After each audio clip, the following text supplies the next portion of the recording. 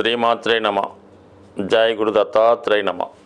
ఈ వీడియోలో మనం వృషభ రాశి వారికి డిసెంబర్ 22వ తారీఖు నుంచి 28వ తారీఖు మధ్యలో జరగబోయే వార ఫలాలు పరిశీలించే ప్రయత్నం చేద్దాం. మరి వృషభ రాశి వారికి చాలా వరకు ఈ వారంలో సప్తమ స్థానంలో బుధగ్రహ సంచారం. ఇది చాలా వరకు జాతకుడి యొక్క ఆలోచన విధానాన్ని వృత్తిలో మార్పు కొరకు చేసే ప్రయత్నాలు ఫలిస్తాయి. అంటే కొత్త భాగస్తులను చేర్చుకోవడం, కొత్తగా అగ్రిమెంట్లు చేసుకోవడం, అలాగే కొత్త విషయాలు తెలుసుకునే ప్రయత్నం చేస్తూ ఉంటాడు. ఇది ముఖ్యంగా ఉద్యోగంలో ఉన్న వాళ్ళు ఏం చేస్తారంటే కొత్త కోర్సు నేర్చుకోవడం కానీ, వాళ్ళలో ఉన్నటువంటి టాలెంట్ పెంచుకోవడం కానీ జరుగుతూ ఉంటుంది. దానివల్ల ఏంటంటే వాళ్ళ యొక్క కమ్యూనికేషన్ స్కిల్స్ పెరుగుతాయి, కొత్త విషయాలు తెలుసుకుంటారు, నాలెడ్జ్ పెరుగుతుంది. ఇవన్నీ వారికి అనుకూలంగా ఉంటాయి. అలాగే పెళ్లి విషయంలో ఉన్నటువంటి సందిగ్ధత కూడా కొంతవరకు సాల్వ్ అయ్యే అవకాశం ఉంది. ఇక్కడ 5వ స్థానాధిపతి సప్తమంలో ఉన్నప్పుడు జాతకుడు స్వయంగా ఎన్నుకున్నటువంటి వివాహం జరుగుతుంది. అది ప్రేమ వివాహం అనడం కన్నా పరస్పరం వచ్చిన సంబంధాల్లో ఒక మంచి సంబంధాన్ని చూసి వారితో వీళ్ళిద్దరు అభిప్రాయాలు కలడం వల్ల ఇద్దరు ఒకే అభిప్రాయాలు కానీ, ఒకే కోర్సు నేర్చుకుని ఒకే ఉద్యోగం చేయడం కానీ జరుగుతూ ఉంటుంది. అటువంటి వివాహం ఈ సమయంలో జరిగే అవకాశం ఉంది. కొన్ని సందర్భాల్లో గతంలో పరిచయం ఉన్నటువంటి అమ్మాయి కానీ అబ్బాయి కానీ ఈ వివాహ సంబంధాల్లో మీకు దొరకడం వల్ల ఈ వివాహ విషయంలో ఒక కొలిక్కి వచ్చే అవకాశం ఉన్నది. ఇక ముఖ్యంగా ఏంటంటే ఈ వారంలో అష్టమంలో రవి సంచరించడం జరుగుతూ ఉంటుంది.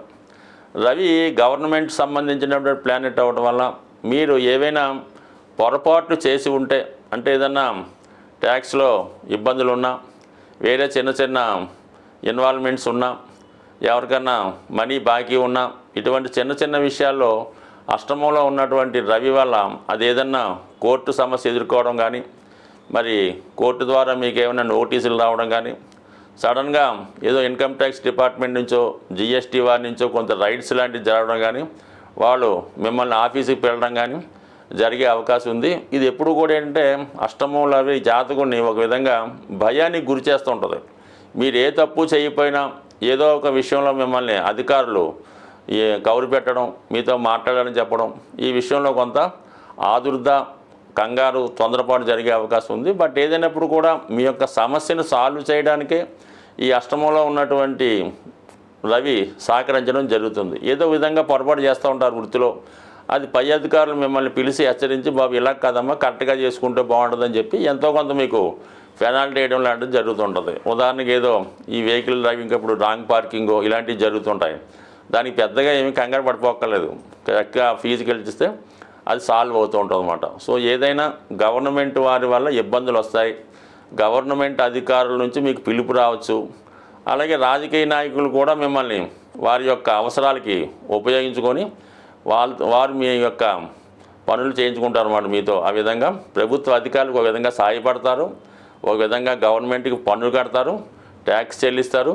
చిన్న చిన్న నేరాలు ఉంటే వాటికి పనిష్మెంట్ కూడా రావడం జరుగుతుంది. ఇది ఒక విధంగా మంచిగానే అనిపిస్తుంది.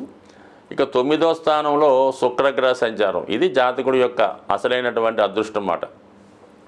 రాష్ట్రాధిపతి భాగ్యస్థానంలోకి రావడం వల్ల జాతకుడు చాలా కాలంగా ఎదురు చూస్తున్నటువంటి కార్యక్రమాలు, అంటే చిరకాల వాంఛలు నెరవేరుతాయి. శుక్రుడు వివాహానికి కారకం అవుతుంటాడు, ధనానికి కారణం అవుతుంటాడు, ఐశ్వర్యానికి కారణం అవుతుంటాడు.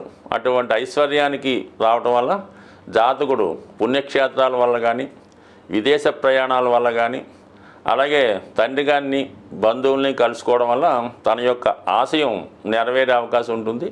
ముఖ్యంగా ఈ రాశిలో ఉన్నటువంటి స్త్రీలకి శుక్రగ్రహ ప్రభావం వల్ల అటు ఉద్యోగ ప్రాప్తి కానీ, వివాహం కానీ, అలాగే సంతానం విషయంలో శుభవార్తలు వినే అవకాశం ఉంది. స్వయంగా జాతకులు స్త్రీలై ఉంటే సంతానం కొరకు ఎదురు చూస్తుంటే వారికి ఇటువంటి సంతాన సౌభాగ్యాన్ని కూడా కలిగే విధంగా శుక్రుడు భాగ్యస్థానంలో ఉండడం జరుగుతుంది. బట్ ఏదైనప్పుడు కూడా జాతకుడికి ఈ శుక్రగ్రహ బలం ఈ వారం అంతా అనుకూలంగా ఉంది. కుజుడు 3వ స్థానంలో ఉండడం వల్ల చాలా ధైర్యంగా పనులు ముందుకు వెళ్ళే ప్రయత్నం చేస్తారు. లాభస్థానంలో రాహు, విదేశంలో ఉన్నటువంటి మిత్రులు మిమ్మల్ని సహకరించే అవకాశం ఉంది. ఈ అన్ని అవకాశాలు ఉన్నాయి. రాశి యందు ఉన్నటువంటి గురువు వక్రగమనం వల్ల జాతకుడు ఒక కార్యక్రమం అనుకుంటే వేరే కార్యక్రమం జరుగుతూ ఉంటుంది. ఒక విధంగా లాభాన్ని ఆశిస్తే వేరే విధంగా లాభం కలిగే విధంగా మొత్తం మీద జాతకుడికి అటు శుక్ర గురు బలమంతా ఈ వారం అంతా ఉండడం వల్ల జాతకుడు అటు పుణ్య కార్యక్రమాల్లోనూ శుభకార్యాల్లోనూ బిజీగా పాల్గొని ఏదో ఒక శుభవార్త ఈ వారంలో జరిగే అవకాశం ఉంటుంది. జాతకరీత్యా ఎవరైతే జ్యోతిష్యాన్ని నమ్ముతూ ఉంటారో దాన్ని ఫాలో అవుతుంటారో వారు కంపల్సరిగా కొన్ని నియమాలు పాటించాలి. కొన్ని పూజలు పరిహారాలు తప్పనిసరిగా చేయించుకోవలసి ఉంటుంది. మరి సాధారణంగా ప్రతి సంవత్సరం 1-2 సార్లు మాత్రమే వచ్చే శని త్రయోదశి మరి ఈ వారంలో మనకి వారం చివరిలో డిసెంబర్ 28వ తారీఖున శని త్రయోదశి అనే పర్వదినం రాబోతుంది. మరి ఆ రోజు అంటే కేవలం శని భగవాను నుండి ఏలినాటి శని అష్టమ శని ఉన్నవారే కాకుండా మిగతా వారు కూడా ఎలా ఉంటుందంటే చాలా వరకు ఎవరో ఒకరికి శని మహాదశ, శని అంతర్దశ, విదశ, లేదంటే ఇంకొక విధంగా మరి శని గోచారీత్యా అనుకూలంగా లేకపోవడం, ఇవన్నీ ఏదో రంగా జరుగుతుంటాయి. అలాగే శాశ్వతంగా ఎక్కువ రోజులు పడే ఇబ్బందులకు కూడా శని కారణం అవుతూ ఉంటాడు. అంటే ఒక వ్యాధి మీకు వచ్చి చాలా కాలంగా పట్టి పీడిస్తున్నా, లేదంటే ఒక రుణం ఒకరి దగ్గర మీరు అప్పు తీసుకుంటే అది ఎంత కష్టపడ్డా దాన్ని తీర్చలేకపోతుంటారు. అంటే దీర్ఘకాలికంగా ఉన్నటువంటి రుణాల నుంచి బయటపడాలన్నా, అలాగే ఒక వ్యసనం చాలా వరకు మనిషిని పట్టి పీడిస్తూ ఉంటుంది. అది పాన్ అవ్వచ్చు, లేదంటే మందు తాగొచ్చు, ఇంకోటి అవ్వచ్చు, కార్డ్స్ అనొచ్చు అనుకోండి. అంటే ఏదైనా మనల్ని వదిలి వెళ్ళడానికి ఇష్టపడదో అటువంటివన్నీ కూడా శని ప్రభావం చేత వచ్చినవే. సో అందువలన ఏంటంటే చాలా వరకు మనుషుల్లో ఉన్నటువంటి ఒక బద్ధకం, అశ్రద్ధ, పోస్ట్పోన్ మెంటాలిటీ, పని చెప్తే ఇసుక్కోడు, ఇవన్నీ కూడా శని యొక్క ప్రభావం చేత ఉన్నవే. మరి ముఖ్యంగా విద్యార్థులు కూడా చదివింది మర్చిపోతున్నారు అన్న కూడా దానికి ఈ శని భగవానుడే కారణం అవుతుంటాడు. కాబట్టి అంటే మనం వాళ్ళు వీళ్ళు అనుకోకుండా ప్రతి ఒక్కరూ కూడా ఈ శని త్రయోదశి నాడు విధి విధానంగా శని భగవాన్ని పూజించుకోవడం వల్ల మీ యొక్క సమస్యల నుంచి బయటపడే అవకాశం ఉంది. అంటే శని భగవాన్ని పూజించామంటే మామూలుగా నవగ్రహాలు ఉన్న దేవాలయానికి వెళ్ళి అక్కడ అమ్ముతున్నటువంటి ఏదో ఆయిలో నువ్వులో కొని ఆ శని భగవాన్ మీద శుభ్రంగా పోసేసి రావడం జరుగుతూ ఉంటుంది. ఆ విధంగా చేయడం వలన శనిగ్రహం యొక్క ఆగ్రహానికి పాత్రులయ్యే అవకాశం ఉంది.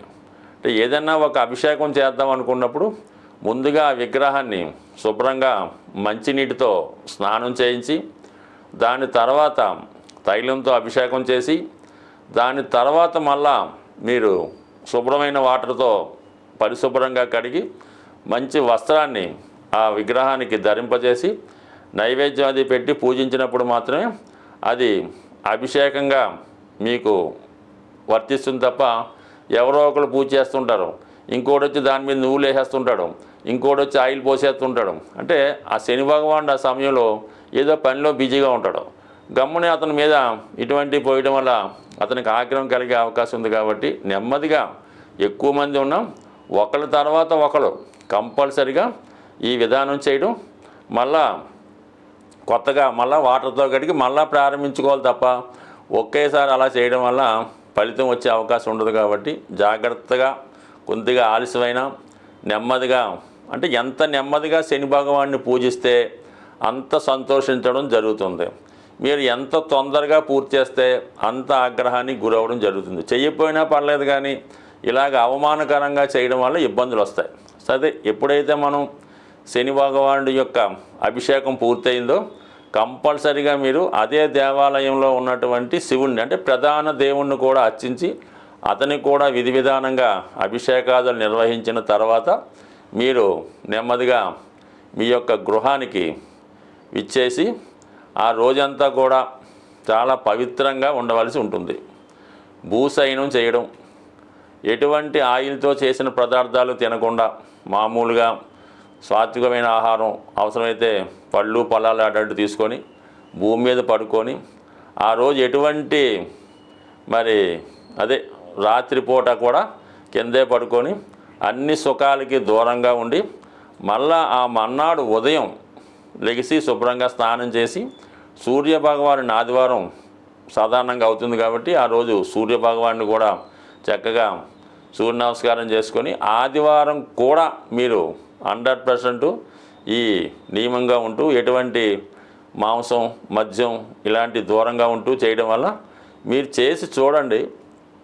మీ జీవితంలో అద్భుతం అన్నది 100% అతి తొందరగా ఫలితాన్ని ఇచ్చేవాడు శని భగవానుడే. అయితే మీరు చేసుకునే దాన్ని బట్టి తన ఫలితం ఇవ్వడం జరుగుతుంటుంది. అందరూ ఆలస్యం అంటుంటారు.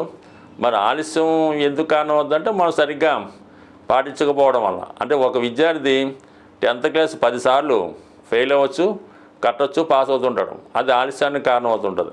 ఒకడు ఒకేసారి ఎట్ ఏ టైం పాస్ అయిపోతుంటాడు. రెండుకి శని భగవానుడే కారణం అవుతుంటాడు. కాబట్టి అందువలన శని భగవాన్ని నిందించకుండా మీరు ఫేవర్గా మీరు అభిమానిస్తే శని కూడా మీకు తొందరగా అభిమానించి మంచి ఫలితం ఇవ్వడం జరుగుతుంది. మరి ఇంకా ఇటువంటి ఫలితం చేసుకుంటూ ఒక సప్తముఖి రుద్రాక్ష ధరించడం కానీ, అలాగే బ్లూ సఫేడ్ అనే ఉంగరాన్ని వెండిలో చేయించి రైట్ హ్యాండ్ మధ్యవేలికి పెట్టుకోవడం వల్ల కానీ ఇవన్నీ కూడా జాతకుడికి శని యొక్క ఆశీస్సులు లభించే అవకాశం ఉంది. స్వస్తి.